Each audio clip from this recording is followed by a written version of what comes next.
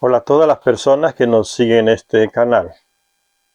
Vamos a darle continuación a la lectura de este libro, Las guerras de los dioses y los hombres. La última parte que veíamos era la Aullikunmi, aquel gigante que engendró con una Anunnaki aquel Kumarbi que estaba reclamando el trono en Nibiru y aquí en la tierra en nombre de su antepasado, el rey Alalu. Dice entonces, estaba hablando de esa lucha entre Utu Shamas y ese descendiente de Kumarbi llamado Ullikunmi. Sigue diciendo el texto entonces.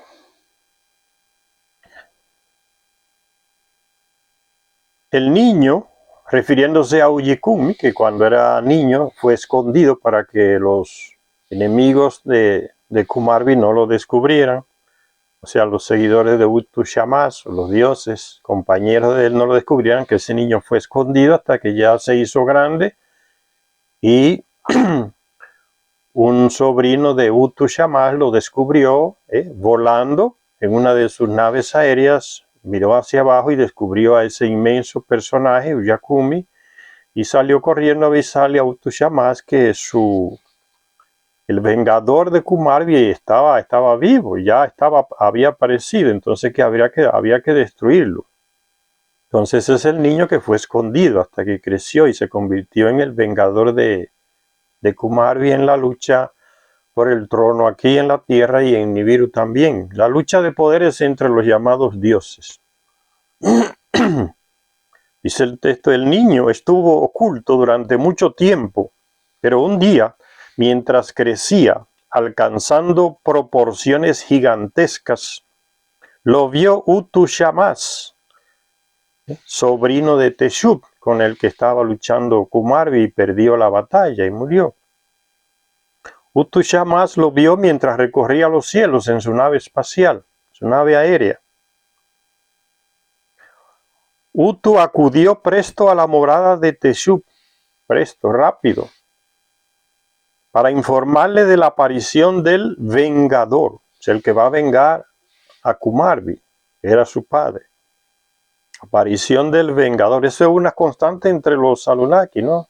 También entre los llamados dioses griegos, que son ellos mismos, pero en Grecia, o entre los egipcios también, que son ellos mismos, también entre los dioses de la India, que son ellos mismos. Ese de que uno mata y el heredero de ese, sea el nieto, sea el hijo, entonces continúa la venganza, o sea, una guerra eterna que no acaba entre ellos. Ellos nos enseñaron esa manera, ¿no? Unas venganzas que no acaban de generación en generación. Dice, Utu acudió presto a la morada de Teshub, que era su tío, para informarle de la aparición del Vengador, con mayúscula lo escribe Secharia Sitchin, el Vengador.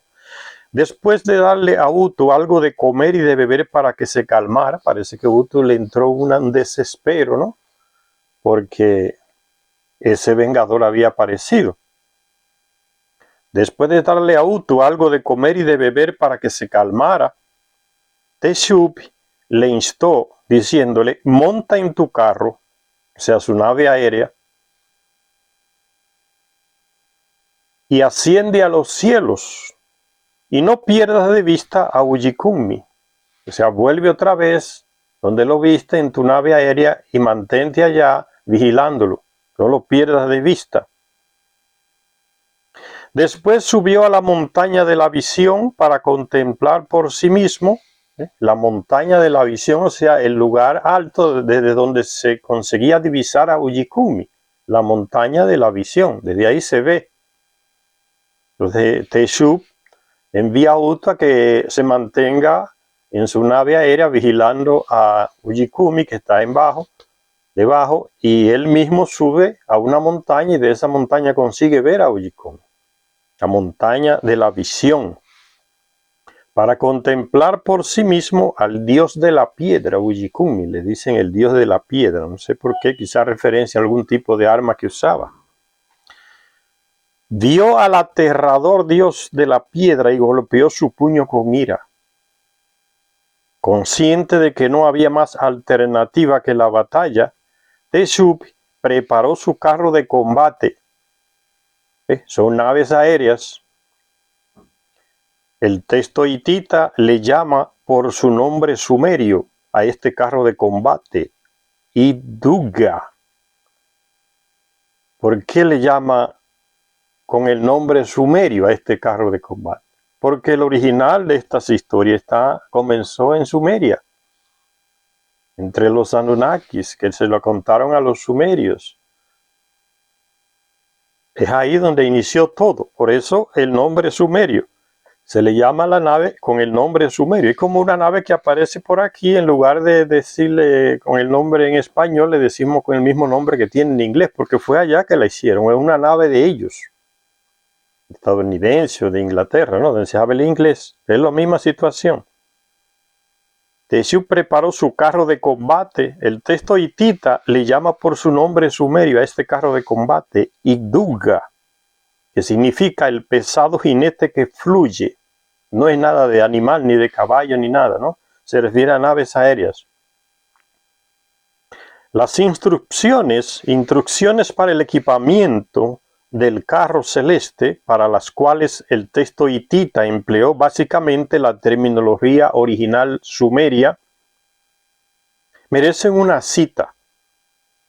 Se les dijo que aceleraran el vehículo con el gran quebrantador, que pusiera el toro, o sea, una planta de energía, que encienda delante y el toro para el imponente proyectil en el extremo final.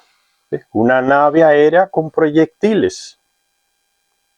Y se le manda que activen los motores, o sea, preparando la nave para el combate, como si fuera un avión de esos de caza o de guerra, ¿no? Preparándolo con bombas, proyectiles, enciende el motor, está todo preparado para irse a lanzar las bombas o el ataque. Es lo mismo que están narrando aquí.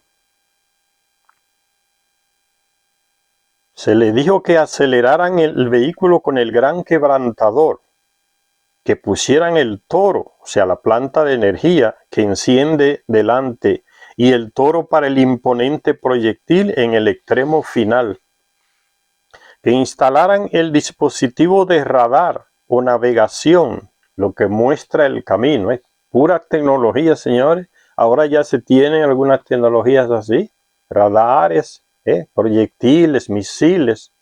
Miles de años antes los Anunnaki ya usaban eso. Esto no es mito, no es leyenda, son hechos que ocurrieron y las señales están en el planeta.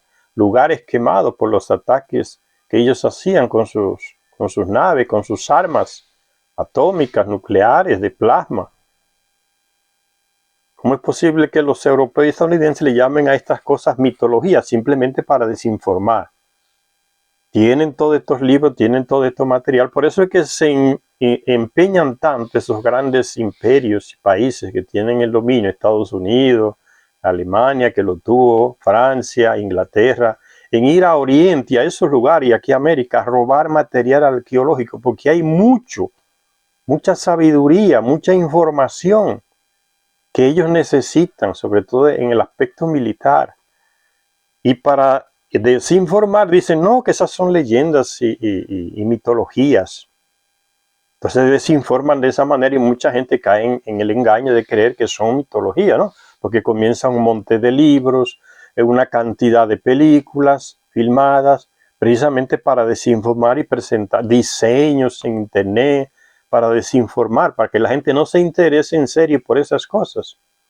Pero ellos se han interesado en serio porque han ido a robar ese material arqueológico para tenerlo guardado y que la información no se la lleve otro.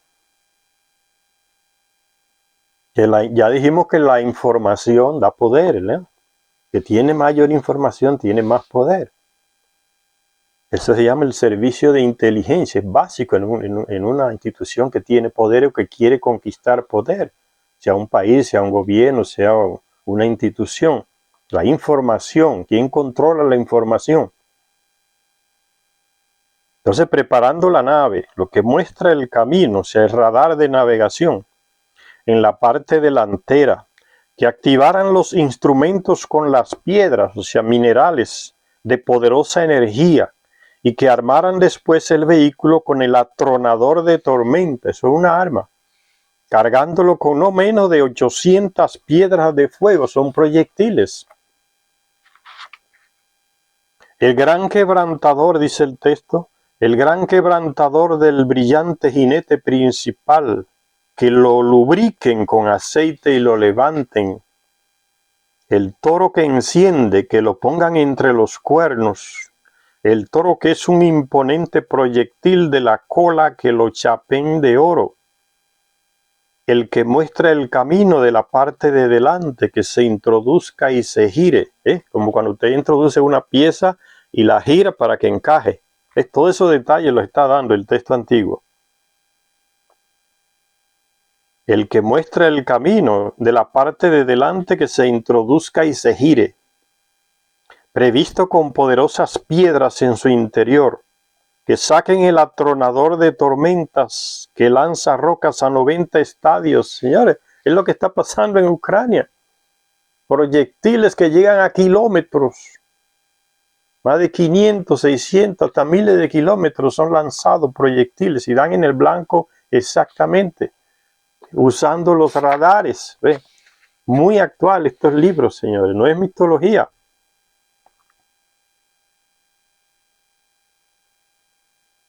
Que saquen el atronador de tormentas, que lanzan rocas a 90 estadios, asegurando las piedras de fuego con 800 para cubrir.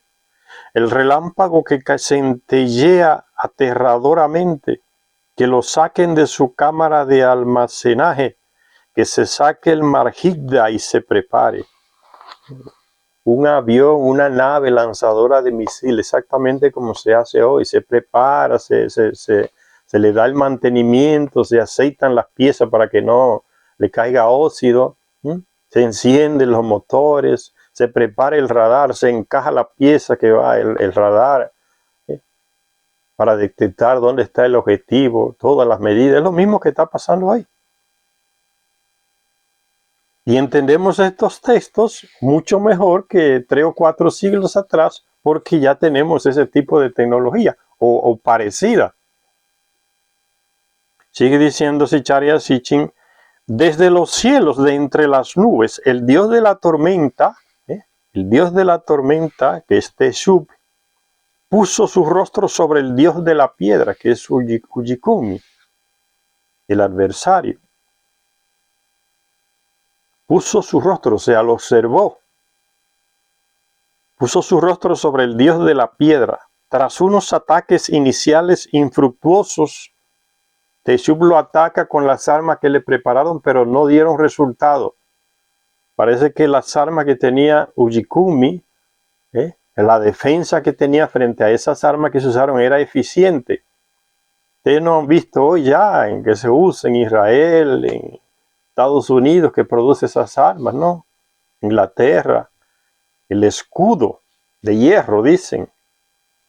Lo tienen los israelitas, que se lo compraron en Estados Unidos, el escudo de hierro, que no los protege, porque los palestinos le mandan cientos de misiles, y los llamados protectores de hierro no pueden hacer nada contra esa cantidad, quizás paran 2 o 3. Entonces la cúpula de hierro, le dicen, puro fraude, pura propaganda para que los otros piensen que ellos son los más poderosos, pero no funciona.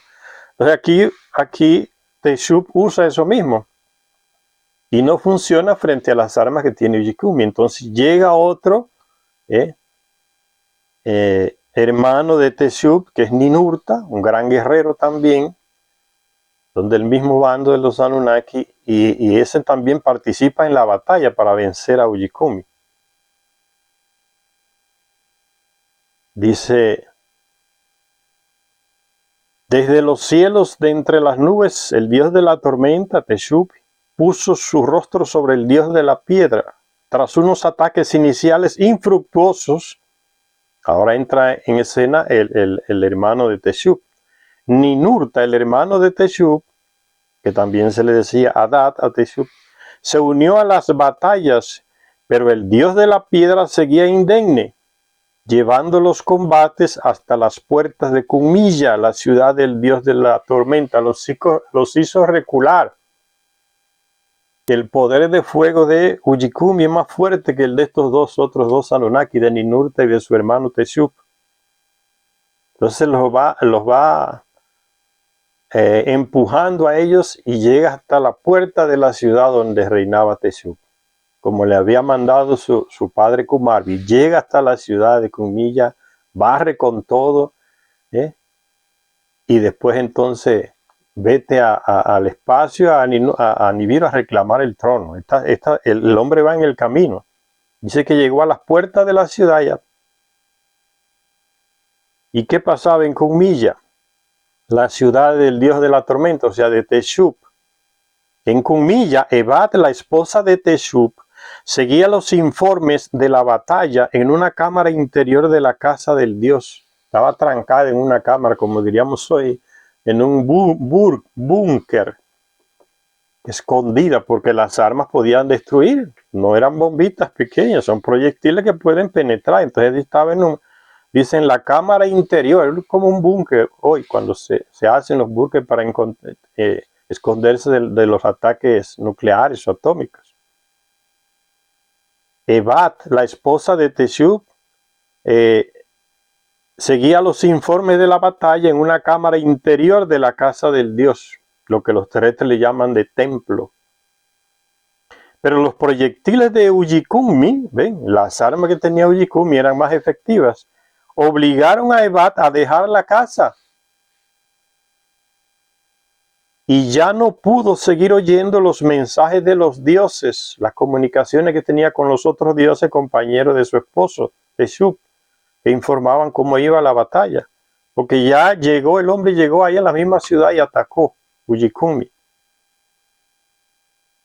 Dice, ya no pudo seguir oyendo los mensajes de los dioses, ni los mensajes de Teshub, su esposo, ni los mensajes de todos los dioses que estaban del lado de Teshub y de ella.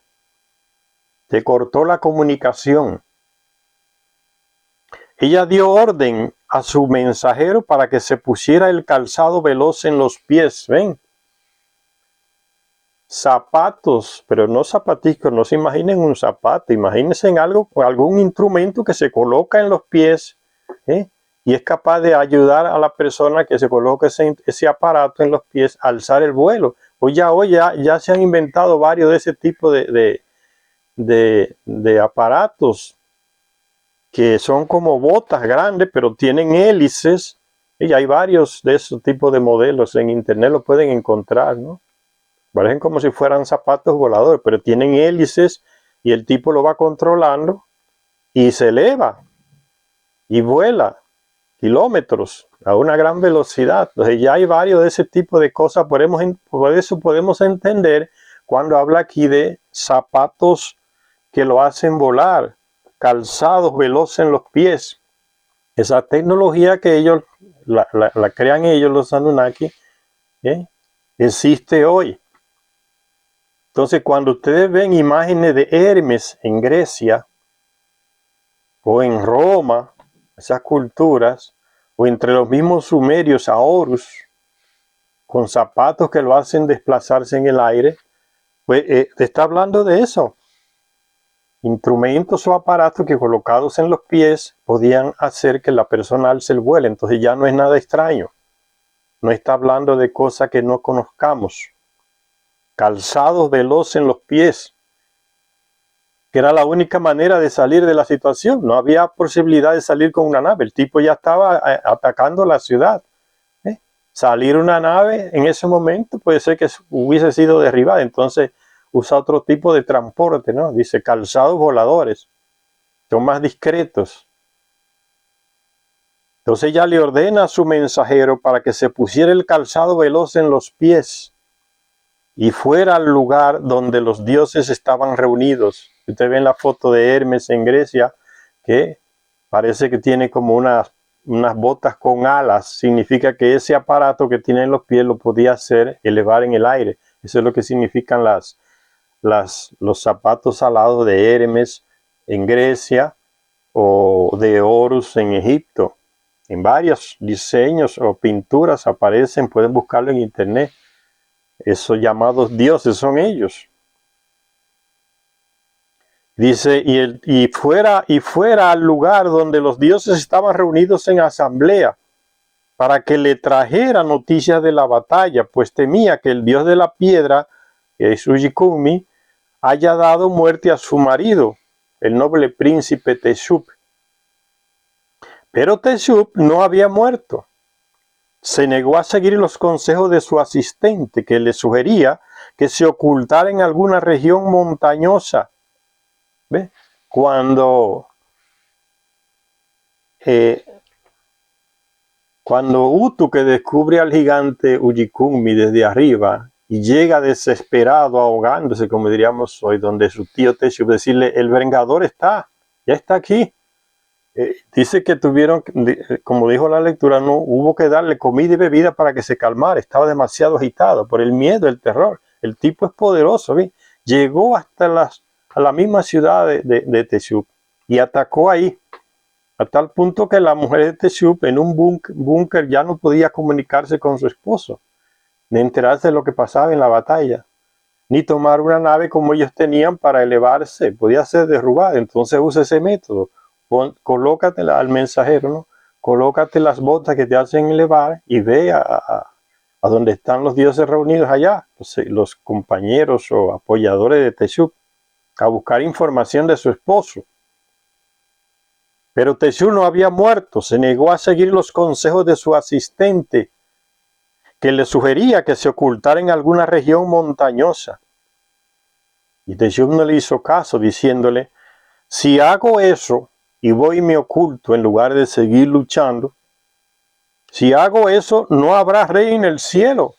Y Zecharia Sitchin escribe cielo con mayúscula, porque se está refiriendo a Nibiru, al planeta Nibiru. Cuando se escribe cielo aquí en mayúscula en estos textos de Zecharia Sitchin, está refiriéndose al planeta Nibiru, el cielo.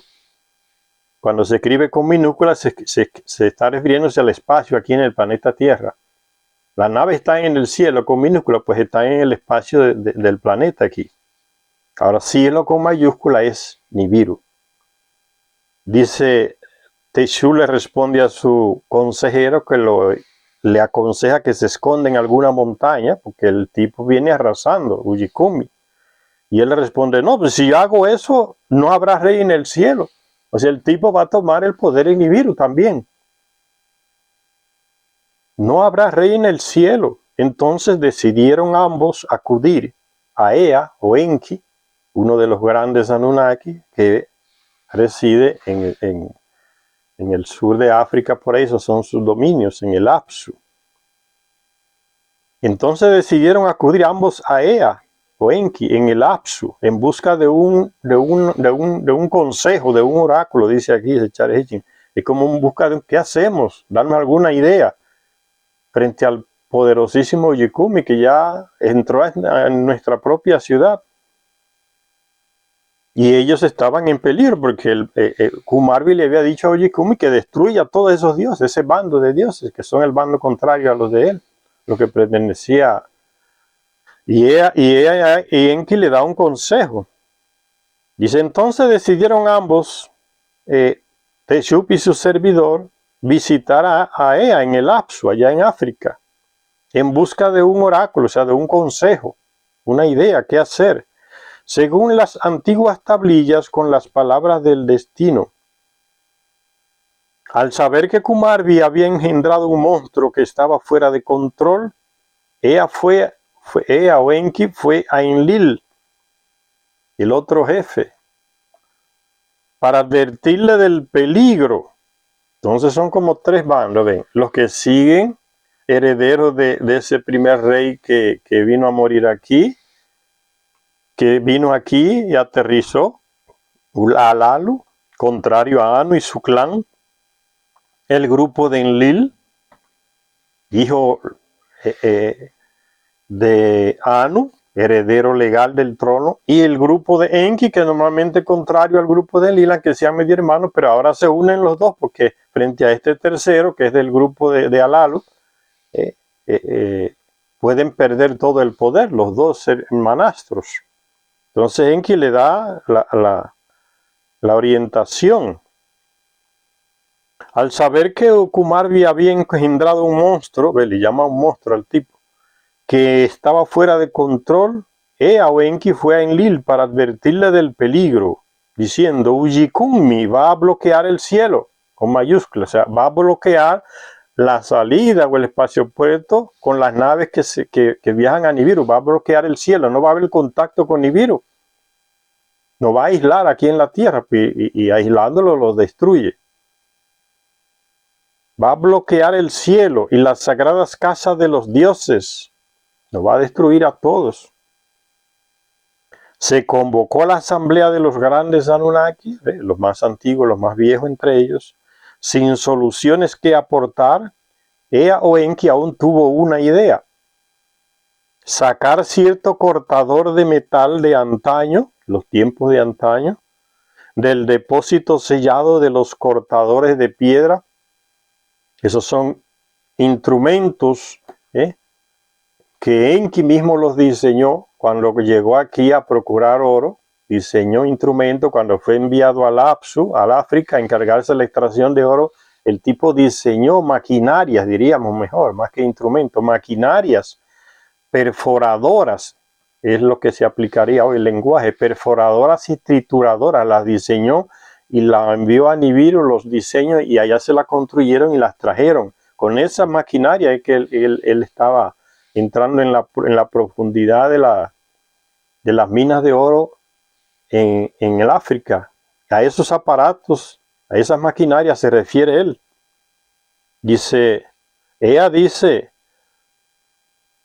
Ella tuvo una idea: sacar cierto cortador de metal de antaño del depósito sellado de los cortadores de piedra y cortar con él los pies de Ujikunmi, el dios de la piedra. Cortadores de piedras, son instrumentos, maquinaria para cortar piedras y metales.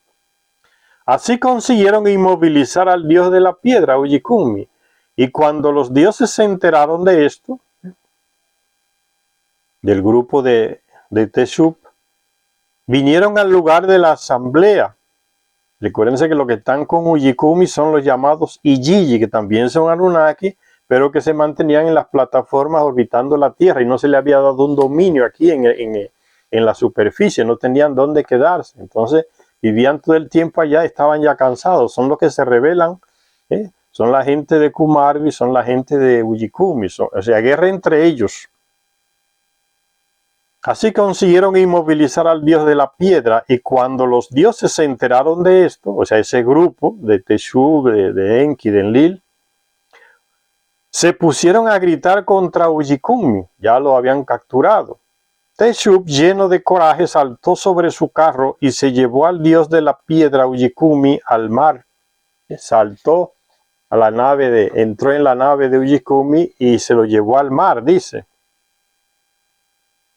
Y entabló batalla con él. Pero Ujikunmi seguía desafiante. Ahora batalla en el mar. Las naves esas aéreas que tienen pueden también introducirse al mar, como se ve ya constantemente en todas partes del mundo, ovnis entrando, que se desplazan en el aire, pero también se desplazan debajo del agua. Se les ve introducirse al mar y salir de nuevo. O sea, son naves preparadas para actuar debajo del agua y en la superficie también. Tenemos esta tecnología todavía, pero ya se va hacia allá. Naves que hagan el papel de submarinos y a la vez de aviones. Se va caminando hacia esa tecnología. Pero Ujikunmi seguía desafiante, diciendo: destruiré con Milla, la casa sagrada tomaré, o sea, la residencia de Teshub. Expulsaré a los dioses. Al cielo subiré para asumir la realeza, al cielo con mayúscula, y iré a Nibiru a tomar el poder, del cual fue destituido mi abuelo Alalu. Al cielo subiré para asumir la realeza. Las últimas líneas de esta epopeya hitita están completamente deterioradas.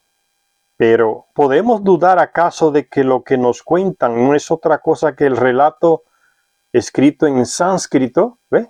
Ese idioma antiguo de la India, que parece que fue ese idioma que Enki le asignó a esa región de Inanna, a la que pertenecía la India, el sánscrito.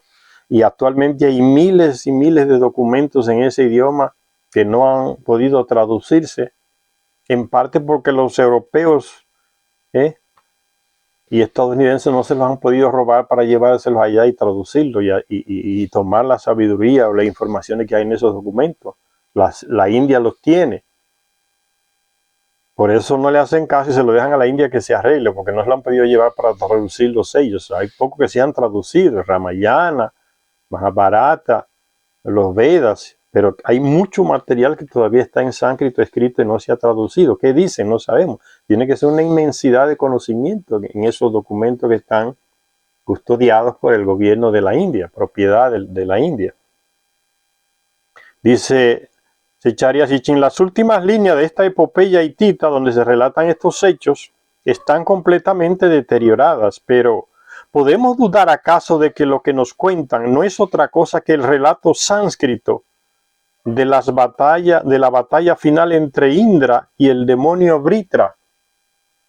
Ya vimos en un vídeo pasado, ¿no? Indra luchando contra Vritra, usando esas armas. Son ellos entre ellos, la guerra entre los dioses, usando armas sofisticadas. Y el demonio no significa que sea un monstruo con cuernos como lo han hecho creer las religiones, no, que ese es el demonio, no. Es que está demonizando al contrario, yo les explicaba, ¿no? Y esa técnica se usa hoy. Hoy, ¿quién es el demonio? Los rusos.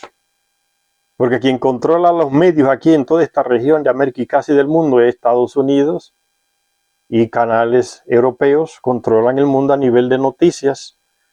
Entonces demonizan a quien después quieren destruir y atacar, o contra quien están luchando. El demonio hoy es Rusia.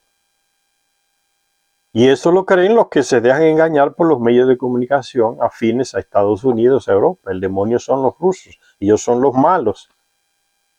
Los buenos somos nosotros, ¿no? Los de Occidente, Estados Unidos y Europa. Aunque somos nosotros que hemos esclavizado a África, la hemos destruido completamente, la tenemos en un nivel salvaje casi, muchos países, ellos le llaman demonio a los rusos.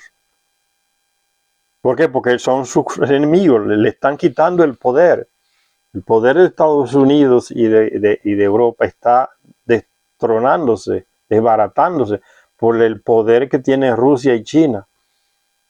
Pues se va cambiando el orden mundial y los que están perdiendo le llaman a los otros los demonios, los demonizan en las noticias, son los malos de la película. Entonces a eso se refiere, esa tecnología ya lo usaban los Anunnaki, demonizar al contrario. ¿Bien? Por eso se llama el demonio, pero no es porque era un animal con cuernos y cosas como la religión nos ha metido en la cabeza al hablar de demonio. Uno no puede ser ingenuo al leer estos libros, hay que leerlo desde la realidad que estamos hoy porque ilumina mucho. Así a nivel de tecnología, como ya sabemos que existen personas que se colocan algo en los pies, un aparato y pueden elevarse, pues ya entendemos lo que significa calzado veloz en los pies que lo llevó volando hacia un lugar. Entendemos eso fácil, es lo mismo. Indra y luchando contra Vritra y lo coloca como demonio, lo venció en la lucha. Y dice, por eso Secharya Sitchin se pregunta, ¿podemos dudar acaso de que lo que nos cuentan esta historia, estas llamadas leyendas, mitología de los hititas, no es otra cosa que el relato sánscrito, el idioma de los Vedas de la India, antigua, de la batalla final entre Indra y el demonio Vritra? ¿No será esa la misma historia? Porque son las mismas personas en diferentes culturas, son ellos los llamados dioses, los Anunnaki. Y dice el texto que habla de la batalla entre Indra y Vritra, en ese idioma sánscrito, en los Vedas de la India, dice ese texto, y entonces se pudo contemplar una terrorífica visión, cuando Dios y demonio, a uno le llaman Dios y al otro demonio. Los buenos de la película, Occidente, Estados Unidos y Europa son los dioses. Los malos de la película son los rusos, son los demonios, y los chinos son los demonios. O sea, demonizar al enemigo para desprestigiarlo. Y entonces se pudo contemplar una terrorífica visión cuando Dios y demonio entablaron combate. Eso significa que el que escribió ese texto del Veda está a favor de Indra y contrario a Vritra. Vritra disparó sus agudos proyectiles, sus incandescentes rayos y relámpagos de una guerra de misiles, señores. Después los relámpagos se pusieron a centellear, los estremecedores rayos a restallar, lanzados orgullosamente por Indra, y pronto el toque de difuntos de la perdición de Vritra estuvo sonando con los chasquidos y estampidos de la lluvia de hierro de Indra, cantidad de misiles. Ustedes no ven esos camiones de misiles cuando los lanzan, sean los estadounidenses, sean los israelíes, contra los palestinos. Esa lluvia de misiles en un camión, 30 y 40 misiles en cuestión de segundos. Es algo parecido. Lluvia de hierro, dice, de Indra. Perforado, clavado, aplastado, con un horrible alarido, el agonizante demonio cayó de cabeza.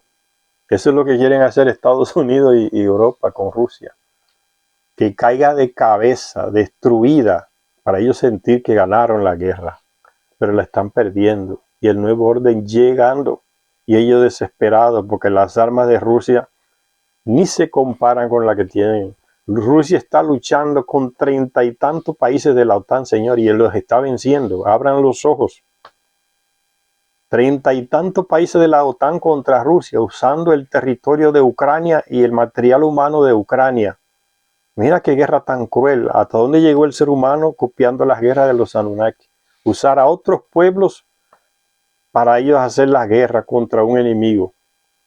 Las bombas y los misiles no están rodando en Europa, en Inglaterra, o en Alemania, en Francia, o en Estados Unidos, no, en el territorio de Ucrania. ¿Y qué hizo ahora Inglaterra? Le envió material a Ucrania con uranio empobrecido, arma nuclear, que contamina todo, porque no está siendo usada en Londres. Y allá fueron lanzadas y ya se descubrió y se publicó en las noticias que hay miles de territorios con esa nube radioactiva que se está expandiendo hacia dónde, hacia Rusia, no, es hacia Europa de nuevo, como aquel Chernobyl, ahí en Ucrania. El viento va hacia allá, hacia el oeste, el norte de Europa, porque no en el territorio de ellos, pero los puede afectar. Fíjense cómo va repitiendo la historia, señores, es increíble. Los dos dioses que destruyeron la civilización sumeria por el ataque nuclear que lanzaron aquí cerca del Sinaí, y el viento que viene del Mediterráneo llevó esa nube radioactiva hacia el sur y arrasó con la región de Mesopotamia, con la civilización sumeria. Es lo mismo que está pasando. Inglaterra le da las armas de uranio empobrecido a Ucrania y la lanzan. ¿Y a dónde va la nube? Hacia el oeste, norte, oeste, hacia los países que proveyeron esas armas. Se está repitiendo exactamente lo mismo, señor. Por eso la actualidad de estos libros de Sicharya Sitchin. Y sigue diciendo este texto entonces de los Vedas, narrando la batalla entre Vritra e Indra. Perforado, clavado, aplastado con un horrible alarido, el agonizante demonio cayó de cabeza. Siempre le llama demonio. E Indra le dio muerte con un rayo entre los hombros. Lo remató. Nada de tomar prisionero. Es una técnica que usan todavía esa gente. Y la están practicando los ucranianos. Cuando agarran a los rusos, los masacran, los torturan, Le sacan los ojos en vivo. Eso lo están confesando los mismos ucranianos que lo hicieron, doctores y soldados y militares. ¿Y qué hacen los rusos? Lo colocan y lo llevan a lugares para darles comida y alimento. Ven, la moral distinta, moral de guerra distinta. Y dicen que esos son los demonios. Es la propaganda, ¿ves? Es el enemigo, el ruso es el enemigo, el demonio. Y sigue diciéndose Charya Sitchin, después de terminar citar ese texto de los Vedas en la India, esa lucha entre Indra y Vritra, dice: creemos que estas fueron las batallas de los dioses y los titanes de los relatos griegos. O sea, ven cómo pasa de una cultura a otra. Entre los hititas es la misma de la cultura hindú y es la misma de los griegos, porque son los mismos personajes, donde se relatan las mismas batallas de ellos. Creemos que estas fueron las batallas de los dioses y los titanes de los relatos griegos. Hasta ahora nadie ha dado con el significado de la palabra titanes, pero si los relatos tienen un origen sumerio y si los nombres de estos dioses eran de origen sumerio, Titán significaría literalmente aquellos que viven en el cielo. Precisamente la forma de designar a los Sijiji, dirigidos por Kumarbi, y sus adversarios eran los Anunnaki, o sea, los mismos dioses que vivían aquí en la superficie, que están en la tierra, los Anunnaki, los que están en la tierra. Los titanes, los que viven en las plataformas que orbitaban la Tierra, los llamados Ijiji, que en el libro de Enoch se le llama los ángeles caídos. Esto muy manipulado para presentarlo, ven, como los demonios, ven, la misma cosa, ¿no? Demonizando, como esos son los demonios, los que cayeron, los que pecaron. Ven, la propaganda como viene ya de esos tiempos, ¿no? Demonizar al enemigo, al contrario. Y sigue diciéndose Charya Sitchin: ciertamente los textos sumerios hablan de una antigua batalla a vida o muerte entre un nieto de Anu y un demonio. Ahora, esa misma batalla entre Teshub y Ujikummi, entre Indra y Vritra, en los relatos de los griegos, los titanes contra Zeus, contra Cronos, esas mismas batallas, eso tiene su fuente donde en Sumeria, en los relatos que nacieron en Sumeria de batallas entre ellos por el poder. Entonces ahora Charya Sitchin va a hablar de esa misma batalla, pero entre los sumerios, cómo era qué fue lo que pasó. Ciertamente los textos sumerios hablan de una antigua batalla a vida o muerte entre un nieto de Anu y un demonio. Le ponen demonio de nuevo porque el que escribe el texto está a favor de Anu. De un clan diferente. Clan son de ellos. Los terrestres no están ahí participando en nada todavía. Es la guerra de los dioses. El relato se conoce con el nombre de el mito de Subbe. Los benditos europeos estadounidenses le meten mito a todo. Es mitología. De unos mentirosos, falsarios, para desinformar. Los textos sumerios hablan de una antigua batalla, vida o muerte, entre un nieto de Anu y un demonio de un clan diferente. Y el relato se conoce con el nombre de el mito de Su. El que lo descubrió, un europeo estadounidense, le colocó de una vez el mito de Su. Todo es mito. Su héroe es Ninurta, aquel hermano de Teshub que lo acompañó en la batalla, ¿ven? Porque se está refiriendo a los mismos personajes adaptados a diferentes culturas. El mito de su héroe es Ninurta, el hijo de Enlil, y de su hermanastra Sut. Sut es una Anunnaki que vino de Nibiru, que era la jefa, la doctora genetista, que vino con las primeras mujeres de Nibiru, como 50 mujeres, enfermeras, a encargarse de la salud de los Anunnaki aquí en la Tierra. Fue el primer grupo de mujeres Anunnaki que llegó aquí. Sut, media hermana de Enlil y de Enki, tuvo hijos con los dos. Hija también de Anu, como lo son Enlil y Enki. A esa mujer se refiere, esa mujer que participó con Enki, un hijo de él, en la creación del primer terrestre llamado el hombre, el trabajador primitivo, o sea, el primer terrestre que podía entender las órdenes de ellos para sacar el oro en las minas, agarrar la pala, el pico y la pala, y que parecía un animal trabajador porque no reclamaba del derriengue, del cansancio, era una máquina de trabajar que ellos crearon para sustituirlos a ellos en las minas allá en África. Esa mujer Su participó, doctora. Dice, el relato se conoce con el nombre del mito de Su. Su héroe es Ninurta, el hijo de Enlil y de su hermanastra Sut. Y bien pudo ser el original, ven, como dice Sichari Sitchin, bien pudo ser el original a partir del cual se copiaron los relatos, el de la India, el de los griegos, el de los egipcios y el de los hititas, hurritas también. Eso lo está diciendo Sichari Sitchin. Bien puede ser el original porque todo comenzó en Sumeria, donde se instalaron por primera vez ellos que llegaron de Nibiru. O sea, puede ser entonces la fuente del relato hitita, del relato en Egipto, del relato en Grecia o en la India. Los acontecimientos descritos en el texto sumerio tienen lugar después de la visita de Anu a la tierra, bajo la jefatura general de Enlil. Después de la visita de Anu a la tierra, bajo la jefatura general de su hijo heredero al trono legal Enlil. Los Anunnaki se habían asentado para sus tareas en el Apsu y en Mesopotamia.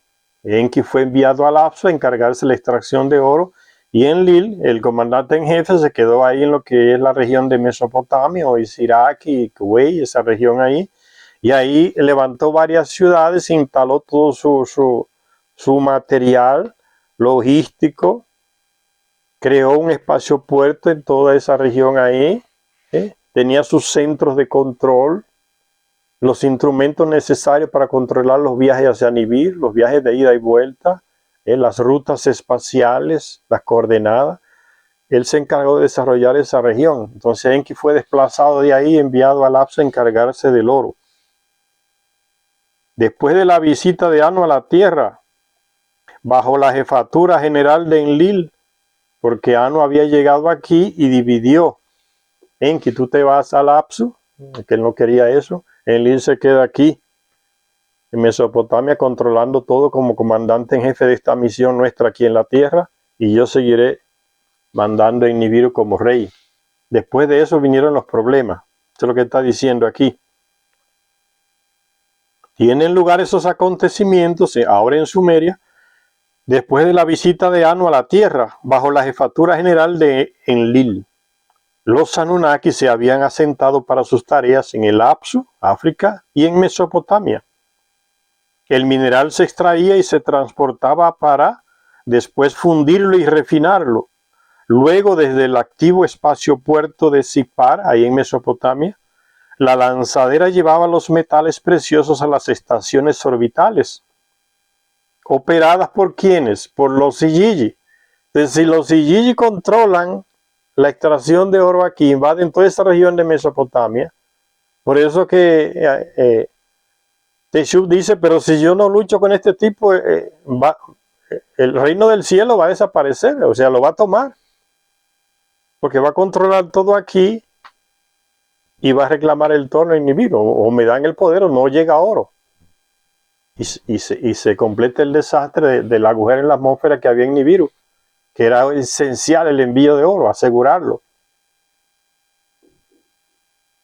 Dice, entonces sigue diciendo, luego, desde el activo espacio puerto de Sipar, la lanzadera llevaba los metales preciosos a las estaciones orbitales operadas por los Igigi. Ellos recibían el oro y eran ellos los que enviaban naves más grandes hacia Nibiru. Entonces ellos podían tener el control de todo. Si se daba su plan de rebelión, los Igigi. Desde donde se enviaba al planeta madre a través de naves espaciales que hacían sus visitas periódicamente. Planeta madre de ellos, Nibiru. El complejo sistema de operaciones espaciales, las idas y venidas de vehículos espaciales y comunicaciones entre la Tierra y Nibiru, mientras cada planeta seguía su propia órbita, se coordinaba desde el Centro de Control de Misiones de Enlil, ahí en la ciudad de Nippur, en Mesopotamia.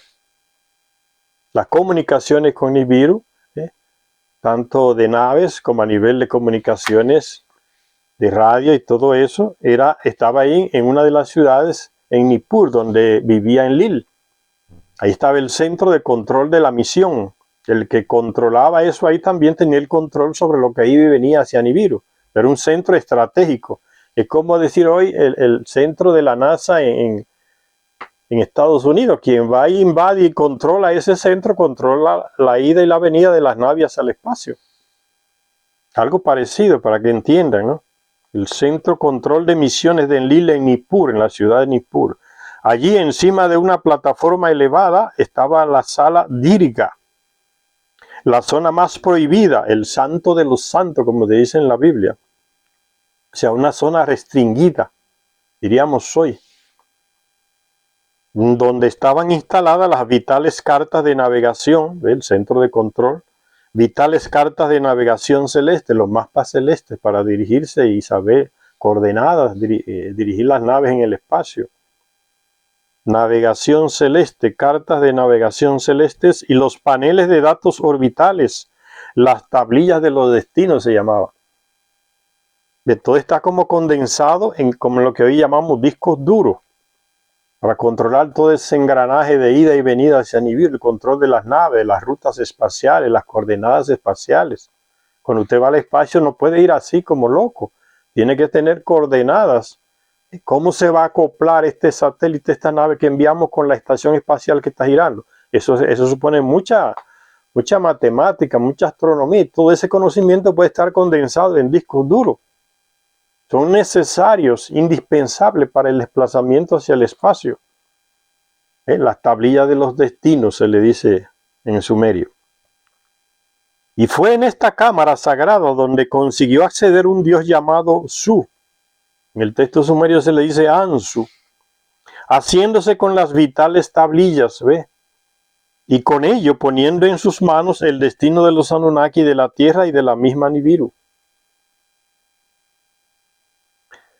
Se consiguió recuperar una buena parte del relato combinando porciones de las antiguas versiones babilonias y asirias del texto sumerio. Se consiguió restaurar una buena parte, dice Zecharia Sitchin, del relato. Pero las porciones dañadas guardaban aún el secreto de la verdadera identidad de Su, el que se apoderó de esas tablillas de los destinos, como de esos discos duros que controlaba todo. Se consiguió entonces, pero las porciones dañadas guardaban aún el secreto de la verdadera identidad de Su, así como la explicación del modo en que había conseguido el acceso al Dirga. A Dirga, una zona restringida donde Enlil tenía su comando y todo el material y los instrumentos necesarios para controlar todo en la misión aquí en la Tierra. Entonces, a esa cámara entró Su. Ahora sí, ¿cómo fue que Su pudo entrar ahí? Ese Su es Ansu, el piloto que vino guiando la nave espacial de Enki cuando llegó por primera vez aquí a la Tierra, el primer grupo de Anunnaki que llegó a la Tierra, más de 50 de ellos. Enki venía en su nave y quien la guiaba era Ansu o Su. Ese Ansu es descendiente de Alalu, que era padrastro de Enki, porque Enki estaba casado con la hija de ese Alalu, que mató al rey anterior allá en Nibiru, tomó el poder y después llegó Anu y le reclamó el poder a él. Y en una lucha cuerpo a cuerpo, Anu lo venció. Y Alalu, pensando que iban a hacer con él lo mismo que él hizo con el rey anterior que lo mató, tomó una nave armada con armas nucleares y huyó hacia acá. Entonces ese del clan de ese Ansu era afín a ese grupo de Alalu. Y en consecuencia un poco afín al grupo de Enki, contrario al de Enlil. Entonces ese Ansu era ese piloto de la nave en la que llegó de Nibiru Enki o Ea.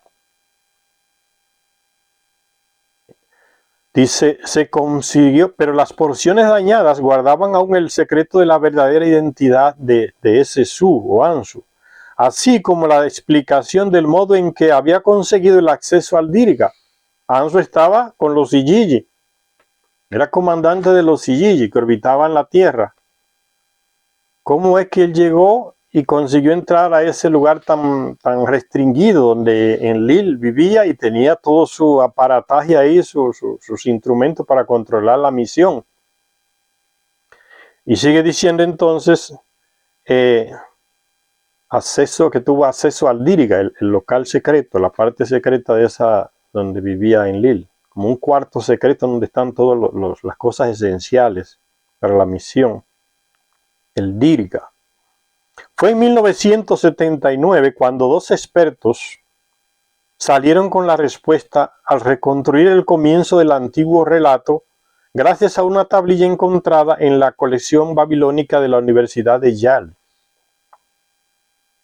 En sumerio, el nombre Su significa el que conoce, tiene conocimiento, era un piloto, conocía el espacio y las rutas espaciales. Por eso vino guiando la nave de Enki, el piloto principal.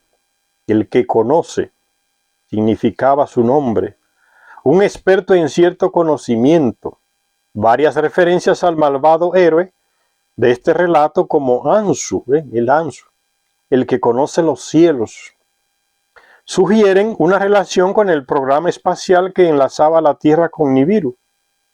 Y ahora, el ahora recuperado inicio de la crónica nos cuenta ciertamente que Su, un huérfano, fue adoptado por los astronautas que tripulaban la lanzadera y las plataformas orbitales que mantenían orbitando la Tierra, los Sigigi, aprendiendo de ellos los secretos de los cielos y del viaje espacial. La acción comienza cuando los Sigigi, reunidos desde todas partes, deciden apelar a Enlil, quejándose de que hasta el momento no se les había construido un lugar de descanso aquí en la Tierra, en la superficie. Es decir, simplemente no había instalaciones en la Tierra para el descanso y el recreo de los Sigigi, un lugar donde relajarse de los rigores del espacio y de la ingravidez, como esos astronautas que se envían a la estación espacial y duran meses allá, y meses, eso afecta al cuerpo. La necesidad humana también de descansar de esa situación de ingravidez, de tener un local aquí en la Tierra para de vez en cuando librarse de aquella situación allá y venir aquí a descansar. No había mujeres allá tampoco, necesidades humanas, y de ellos también. Como portavoz de sus quejas, eligieron a Su y le enviaron a Enlil, porque no tenían un lugar aquí en la Tierra de descanso, se mantenían en esa situación de ingravidez, no hay gravedad ahí encima, en esas naves todo el tiempo circulando la Tierra, orbitando la Tierra, estaban cansados. Entonces eligen a Ansu como portavoz de sus quejas y le enviaron al centro de Enlil en Nippur. Rebajó en una nave más pequeña y descendió a Nippur, la ciudad de Enlil. Enlil, el padre de los dioses, ¿por qué? Porque es el comandante en jefe, no porque sea el padre biológico de todos los Anunnakis. Es igual como se dice de Anu, ¿no? El padre de los dioses Anu, porque es el rey de todos ellos, no porque es el padre biológico. Igual se dice aquí de Enlil porque el comandante es el comandante en la tierra de todos ellos. Entonces se dice el padre Enlil. Enlil, el padre de los dioses, en el Duranki, el Duranki, el lugar donde están los instrumentos esenciales, le vio a Ansu o a Su y meditó sobre lo que decían los Sigigi, las quejas que Su o Ansu le transmitió a Enlil. Enlil dice que meditó sobre eso que se le comunicó. Mientras ponderaba en su mente la petición de que tuvieran ellos aquí un lugar destinados a ellos, donde ellos comandaran aquí en la tierra para bajar a descansar. Dice, mientras ponderaba eso, examinó más de cerca al celeste Su o Ansu. Celeste porque uno de ellos, de los llamados dioses. Por eso dice el celeste Su. Después de todo, ¿quién era este emisario que no era uno de los astronautas y sin embargo llevaba su uniforme? Mientras crecían sus sospechas, Ea, o Enki, sabedor del verdadero parentesco de Su, porque ese Su es Ansu, el piloto que trajo a Enki en la nave, que vino guiando la nave de Enki desde Nibiru, cuando Enki amerizó ahí en Mesopotamia. O sea, Enki sabe quién es Su. Ahora, Enlil no sabe realmente quién es. Dice el texto, ¿no? Por eso dice Charya Shin, Ea o Enki, sabedor del verdadero parentesco de Su, intervino sugiriendo a Enlil que la decisión acerca de las peticiones de los Igigi se podía posponer si se retenía a Su en el cuartel general de Enlil.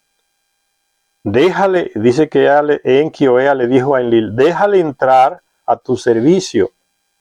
Le dijo Ea a Enlil, en el santuario, en lo más interior, deja que sea el que bloquee el camino. O sea, déjalo entrar a los lugares más, a esa cámara secreta, ese lugar exclusivo de Enlil donde controlaba todo. Y de ahí surgía el poder de Enlil, porque él tenía el control de todo eso ahí como comandante en jefe. Enki le dice que lo deje entrar. Es un plano de Enki. Porque ya Enki sabe quién es ese señor, es Su, Ansu. Enki y Enlil no sabe.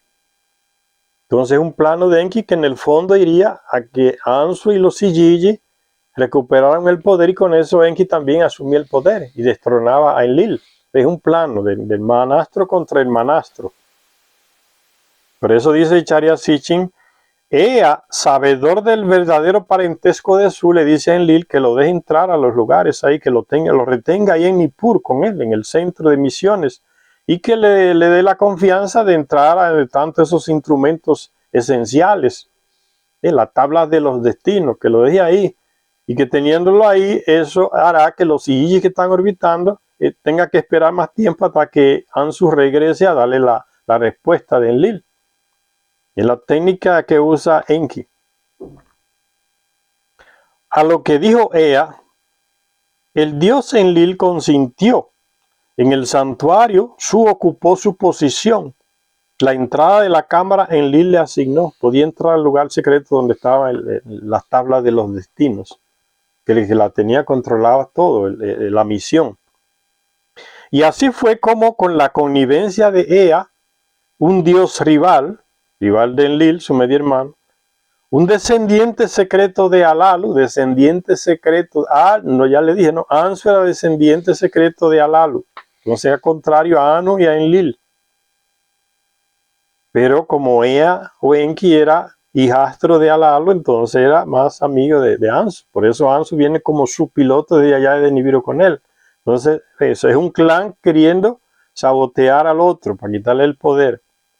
Lucha por el poder. Y así fue como con la connivencia de Ea, un dios rival, un descendiente secreto de Alalu, consiguió entrar en la cámara más prohibida y crucial de Enlil. En el texto se nos dice que allí Su o Ansu observaba constantemente a Enlil, el padre de los dioses, el dios del enlace cielo-tierra, Nibiru, planeta Tierra. Constantemente contemplaba su celeste tablilla de los destinos. Estaba de ojo en las tablillas de los destinos, el tipo. Y no tardó en dar forma a un plan. Concibió en su corazón quitarle la enlildad, o sea, el poder, el comando Enlil, robándose las tablillas de los destinos, ¿no? Y dice el texto que dijo Su para sí, cogeré la celeste tablilla de los destinos, los decretos de los dioses gobernaré, estableceré mi trono, todo por el poder, Señor. Seré el amo de los decretos celestiales, a los Igigi en su espacio comandaré. Una vez tramada así la agresión en su corazón, Su encontró la oportunidad un día en que Enlil fue a darse un baño refrescante. Tomó la tablilla de los destinos en sus manos y en su ave, o sea, una nave aérea, ave porque vuela como un ave, ¿no? Es una figura que está usando. En su ave huyó al lugar seguro en la Ursakmu, que significa sumerio montaña de las cámaras cielo. donde había un espacio puerto. Tan pronto sucedió esto, todo quedó detenido. El tipo le sacó, se llevó las tablas de los destinos y toda esa parafernalia que había ahí en ese lugar, como que se desconectó. Se cortó la comunicación con Nibiru, la comunicación con los Yiji, todo el comando de Enlil se cortó, como que murió todo. El tipo se llevó lo principal. Se suspendieron las fórmulas divinas, se desvaneció la brillantez luminosa. Parece que había luz en la recámara esa secreta. Se desvaneció la brillantez luminosa, quedó el silencio. No hay ningún tipo de comunicación que llegue o que salga. En el espacio los Yi estaban confundidos. ¿Qué pasó? Se cortó la comunicación con la Tierra. No hay nada con Nibiru, no hay comunicación. Por eso porque el tipo agarró el instrumento principal. En el espacio los Yi estaban confundidos. El resplandor del santuario había desaparecido. O sea, el resplandor, parece que había una luz por el material que se usaba, por las piedras que brillan, y todo quedó oscuro. Su se robó el material principal, como diríamos hoy, el disco duro. Al principio, como cuando usted le sacan el disco duro a un computador, desligó. Al principio el padre Enlil se quedó sin palabras. Cuando las comunicaciones, es asombroso, se quedó, el tipo le di confianza y de repente me roba. ¿Qué es esto? Se quedó sin palabras. Cuando las comunicaciones se restablecieron, los dioses de la tierra se reunieron uno a uno con las noticias. Anu en Nibiru también fue informado. Estaba claro que Su debía ser capturado y que la tablilla de los destinos debía volver al Dirga, o sea, el local ahí de donde él se la llevó. Pero ¿quién lo haría? ¿Quién iría a procurar esas tablillas, enfrentar a Ansu, a Su? Pero ¿quién lo haría? Se acercaron varios de los jóvenes dioses conocidos por su valor, pero ninguno se atrevía a seguir la pista de Su hasta la distante montaña donde se refugió. Pues ahora era tan poderoso como Enlil, al haber robado también la brillantez de Enlil, un arma de Enlil. Se la llevó también, un arma muy fuerte. Enlil era el comandante en jefe, entonces tenía el arma más poderosa de ellos acá. ¿No recuerdan en los griegos, no? A Zeus, el que tenía el rayo, el más poderoso, solo él podía usar ese rayo para dominar a los otros. ¿Ven? Como es la misma historia en otras culturas. El tipo se llevó el arma de Enlil, dice, la brillantez de Enlil. Y el que se opone a él se convertirá en arcilla. El arma era poderosa, entonces los otros recularon, los dioses jóvenes que se ofrecieron recularon. Tiene un arma muy poderosa. El arma de Enlil se la llevó. Ante su brillantez los dioses se consumen, dice el texto, refiriéndose al alma, a la arma que se llevó Su, que era de Enlil. Entonces Ninurta, el heredero legal de Enlil, dio un paso al frente para llevar a cabo la empresa de ir a capturar a Su, pues como su madre Sut había señalado, a Ansu no solo le arrebataba a Enlil la Enlildad, o sea, el comando aquí, sino también a Ninurta, porque Ninurta era el heredero de Enlil en la comandancia. Entonces, al quitarle el poder a Enlil, se lo estaba quitando a Ninurta también. Eso es lo que le dice la mamá a Ninurta, esposa de Enlil, que es medio hermano de ella también.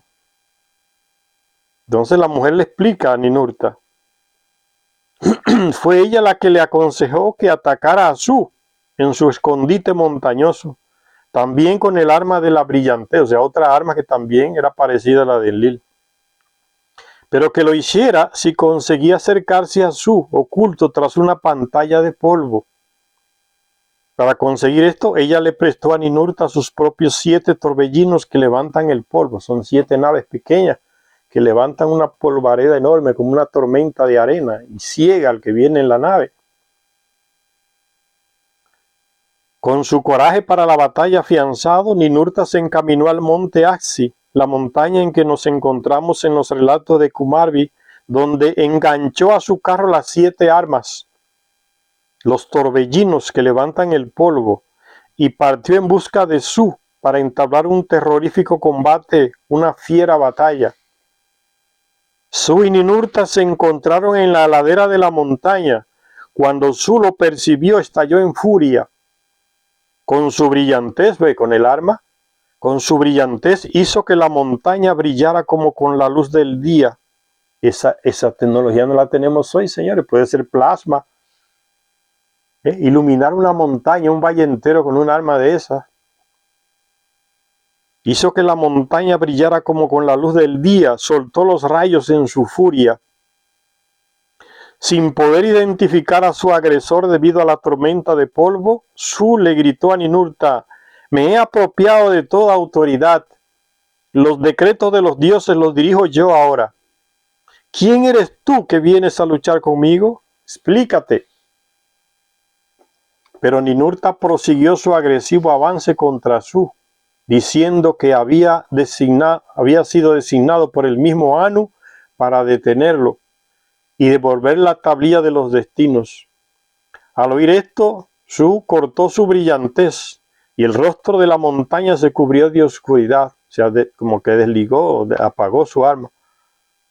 Sin temor, Ninurta entró en la penumbra. Del pecho de su vehículo lanzó un relámpago, pero el disparo no se pudo acercar a Su. Y volvió. Con los poderes que Su había logrado, ningún rayo se podía acercar a su cuerpo. El alma de Enlil, tan poderosa que Su se robó, tiene esa capacidad de como un escudo protector. Y así la batalla se detuvo. El conflicto cesó, las armas se detenían en mitad de la montaña, no consiguieron vencer a Su. ¿Recuerdan? Teshub no consiguió, Ninurta no consiguió, ayudando a Teshub vencer a Yukumi. Ven cómo se repiten los mismos detalles en diferentes culturas. Y aquí está hablando del relato originario, que es el sumerio. No vencieron a Su las armas de Ninurta. Decepcionado, Ninurta le pidió a su hermano menor Iskur, o Teshub, a Hadad, que él también se le llama Hadad, a Teshub, que es hermano de Ninurta. En Sumeria se le llamaba Iskur, y ahí entre los hititas le llama Teshub o Hadad, que pidiera consejo a Enlil. Iskur, el príncipe, tomó el informe, las noticias de la batalla le dio a Enlil. También va a buscar consejos con uno de los superiores. ¿Qué hago? Dame una idea. Enlil dio instrucciones a Iskur para que volviera y le dijera a Ninurta: no cedas en la batalla, demuestra tu fuerza. Algo más práctico, Enlil le envió a Ninurta un tiyu, o sea, un proyectil, escrito pictóricamente como una flecha, un proyectil, se usan hoy los proyectiles tipo flecha, para atacar al tormentador que dispara los proyectiles en la nave de Ansu, o Su. Dijo que Ninurta debía aproximarse entonces en su ave torbellino, una nave más pequeña, tan cerca como fuera posible hasta el ave de Su, la nave de Su, hasta que estuvieran ala con ala. Entonces debería apuntar el proyectil a los piñones del torbellino de Su, como sería como el puente de aterrizaje de la nave. Podríamos buscar algo parecido, ¿no? O donde están los motores, ¿no? Que va a hacer que la nave caiga. Un proyectil, apuntar el proyectil a los piñones del torbellino de Su, y deja que el proyectil vuele como un relámpago, lanzarlo. Cuando la ardiente brillantez devore los piñones, sus alas vibrarán como mariposas y Su será vencido.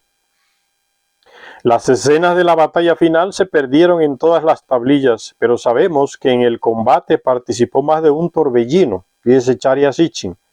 Los fragmentos de las copias encontradas en las ruinas de un archivo hitita, en un lugar llamado ahora Sultán Tepe, nos dicen que Ninurta dispuso 7 torbellinos que levantan el polvo.